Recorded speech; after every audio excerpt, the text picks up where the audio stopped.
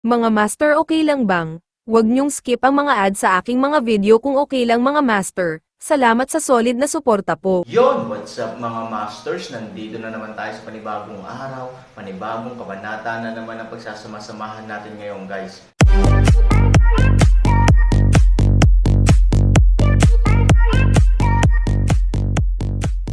Bali mga masters, kung bago ka pa lang po sa aking YouTube channel, please click the subscribe button, lalong-lalo na po yung notification bell guys, para maging connected pa rin tayo sa isa't isa at maging updated kayo sa mga susunod ko pang video.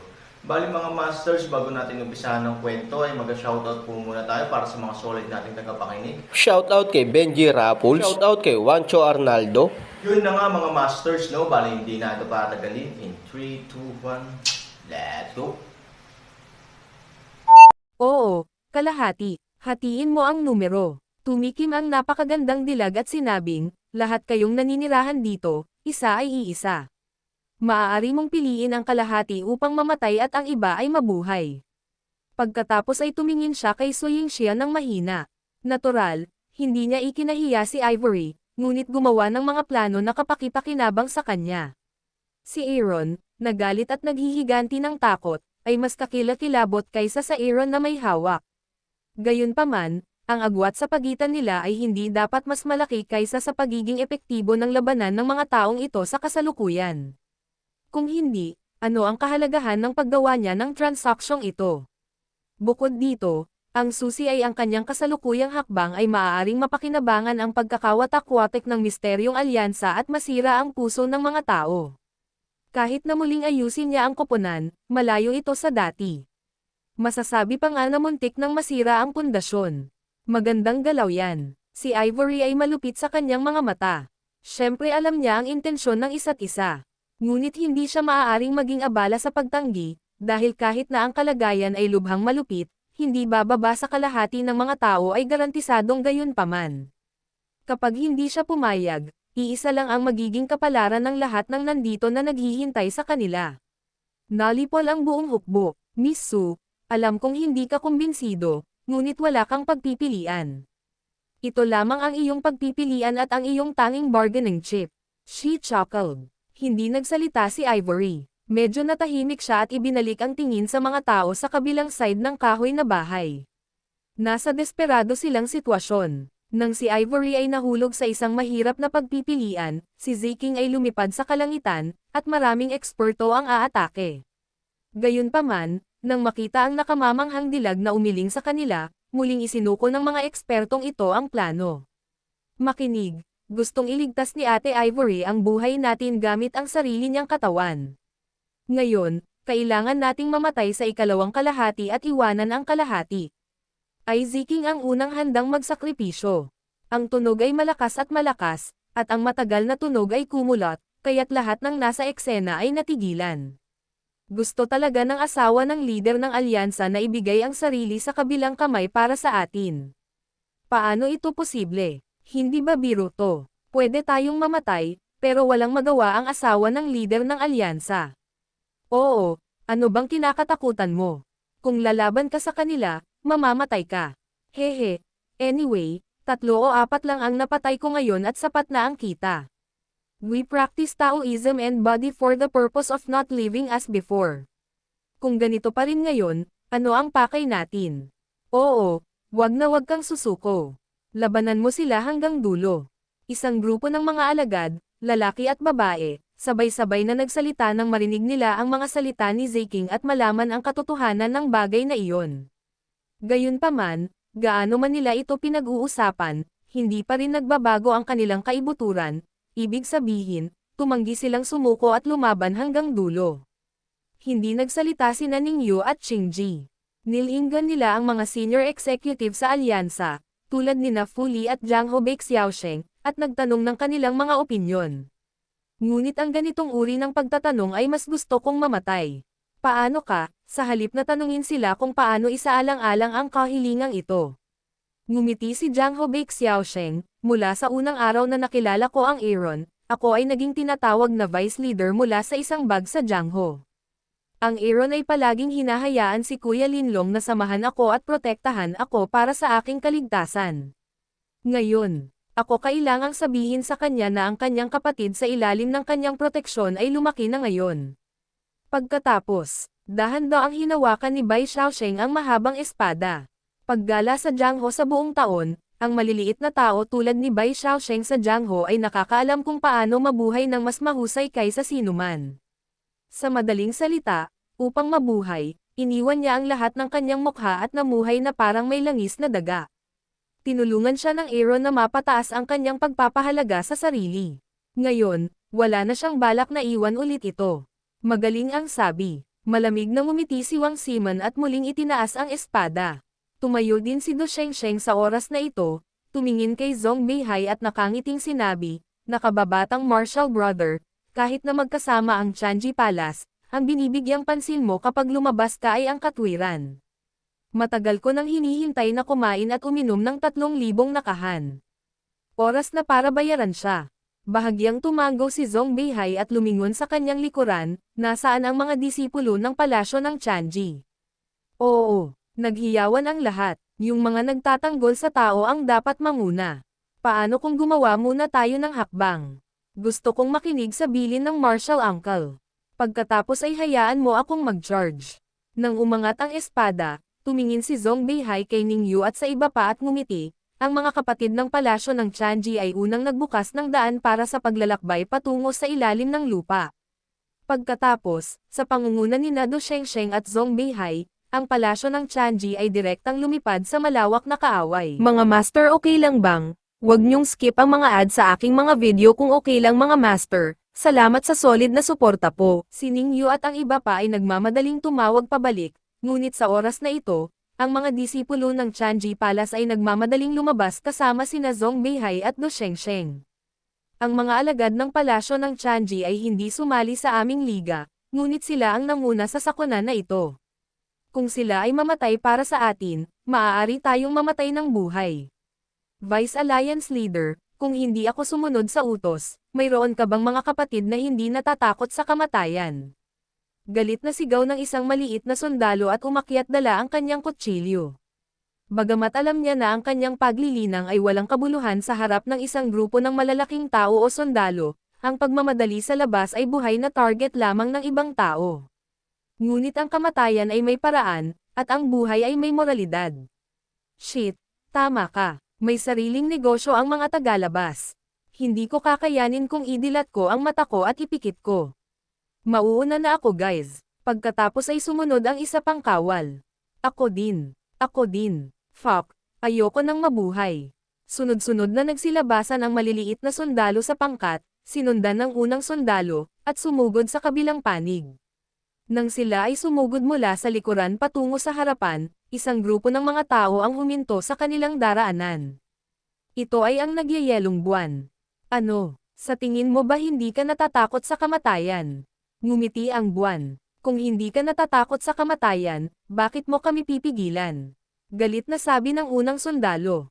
Tumingin sa kanya si Ningyu at sinabing, tulad ng sinabi mo, kung kikita ka ng mas maraming patay, hindi ka ba kumikita ng mas maraming pera? Ano ang magagawa mo kung maningil ka sa higit sa 100 tao? Ngunit ang lantang damo sa malakas na hangin na hulog bago ito pumutok.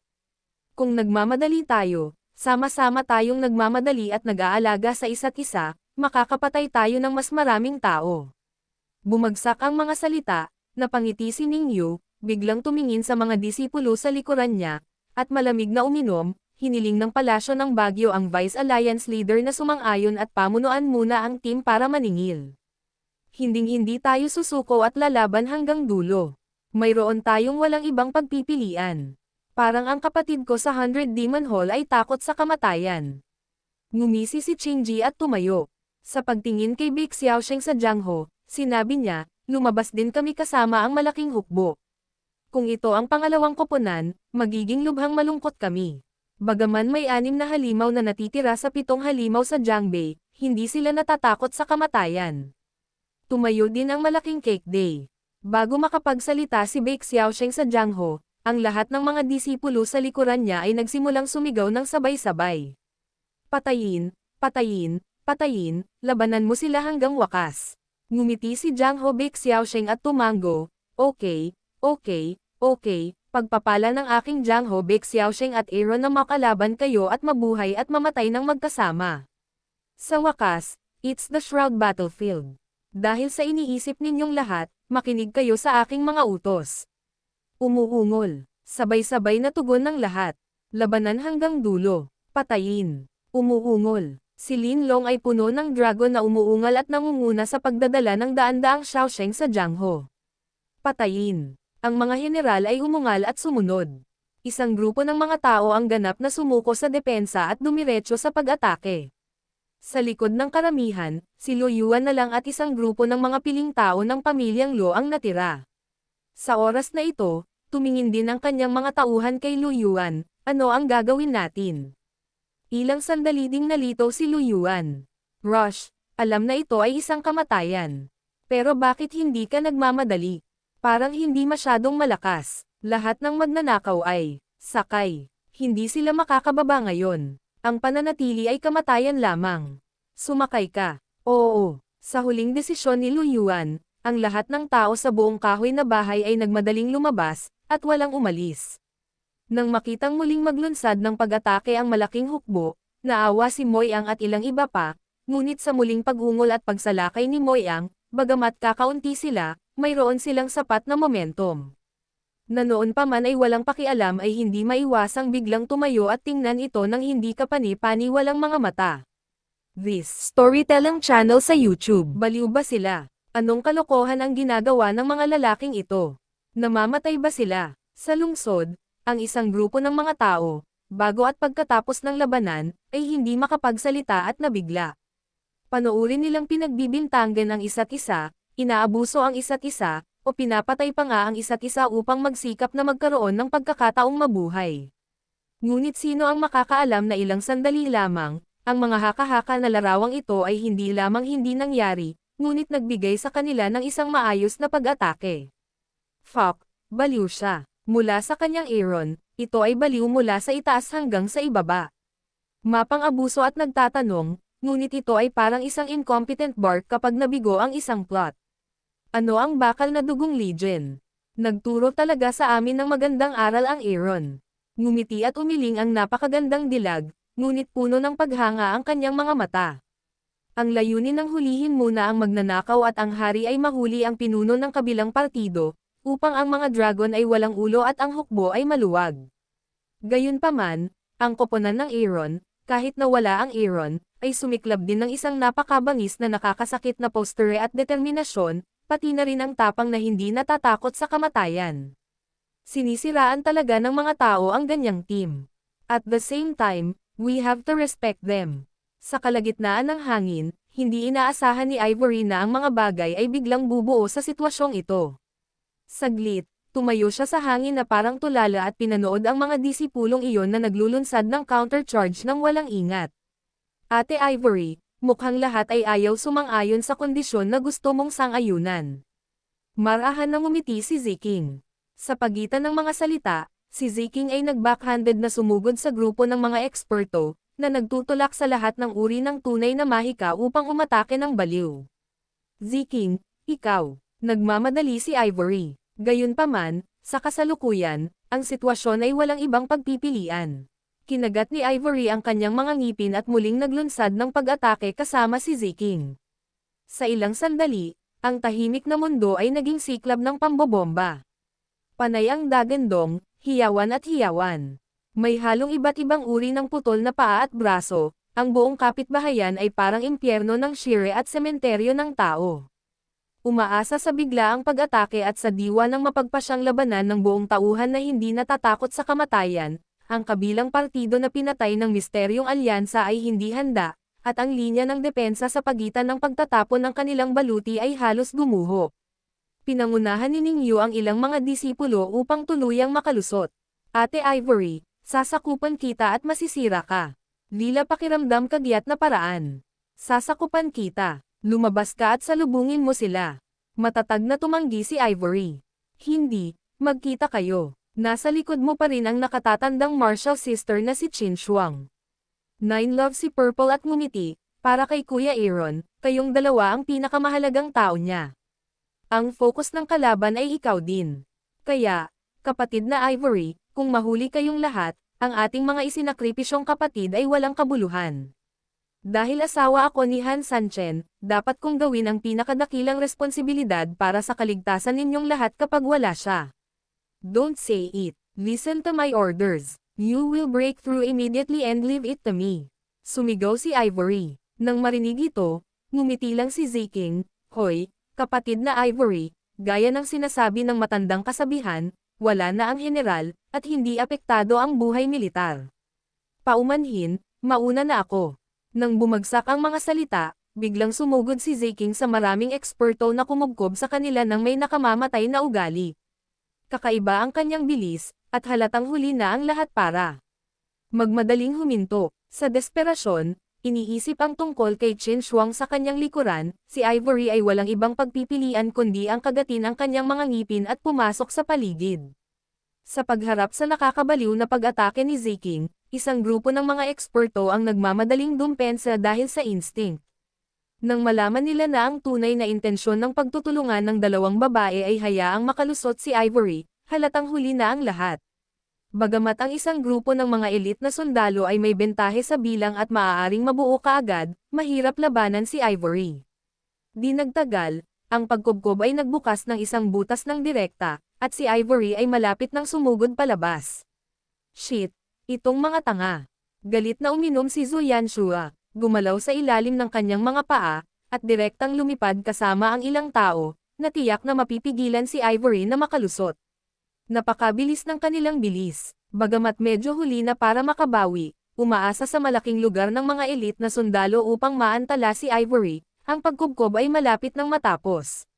Ngunit sa kritikal na sandaling ito, biglang yumanig ang lupa, at pagkatapos ay sumabog mga 1 metro sa harap ng Zhu Yanshua. Yun na nga mga masters, no? Bali panibagong kabanata na naman yung natapos natin ngayong gabi. Muli, maraming salamat po talaga sa walang sawang suporta po sa aking YouTube channel na talagang inaabangan nyo po ang bawat upload ko po. Bali mga masters, magkita-kita ulit po tayo bukas ng gabi at ngayon po ay magpapaalam po muna tayo.